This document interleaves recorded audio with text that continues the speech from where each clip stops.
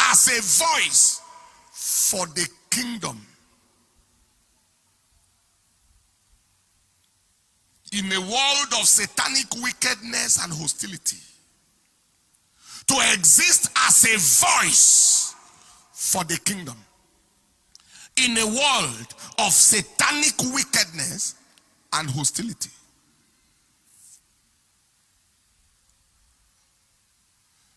Supposing you are the vice chancellor of the university, or the deputy vice chancellor of some sort or something, and then they want to make a law, a decree that is anti-God where you are. And you say, no way, not while I am here. Not while I'm here.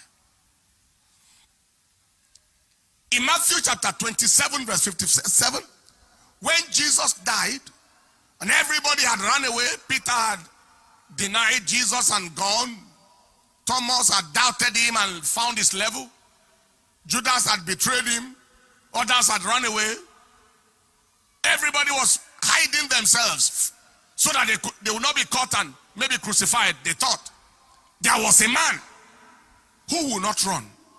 They call him Joseph of Arimathea. When the evening was come, there came a rich man of Arimathea named Joseph, who also himself was Jesus' disciple. He went to Pilate and demanded, the word begged there was demanded, the body of Jesus. Then Pilate commanded the body to be delivered. He went to Pilate and demanded. When there was the need for somebody to speak on behalf of the kingdom, when there was a need for a voice to stand and say no, it was not the voice of a low man, of an average man, of a mediocre that was needed. It was the voice of an authority. Am I communicating? Am I communicating?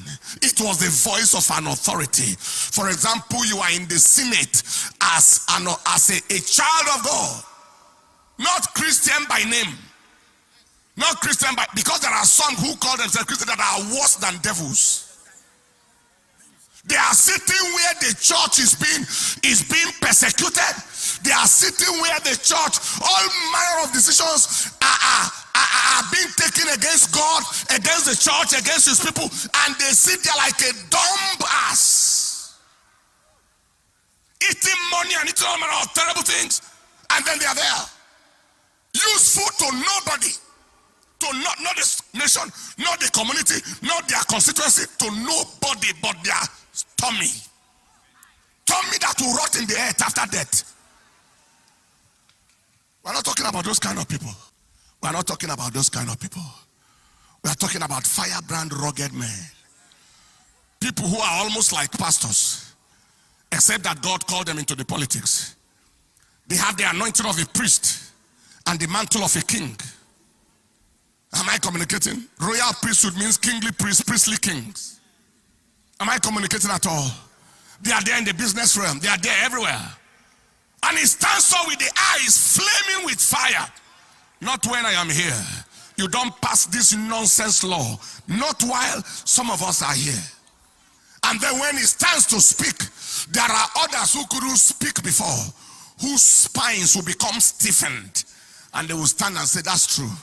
What he said is correct. We will not pass such a law. Do you understand what I'm saying? It is because there is a bankruptcy of voices for the kingdom as strategic places that useless laws are being made, decrees and policies are being made against God and against the church, and nobody is speaking. That is why you need to move to the top. And that is why the devil wants to keep the church in the pit. So that when it matters, there is nobody of substance that can say anything. Even as we are in our country now, voices are needed. But there are many people who are dumb and deaf and all manner of things has dumbed them. But your voice shall be heard. Somebody say after me, my voice shall be heard. Say it louder, say my voice must be heard. Say I must be a voice in my generation.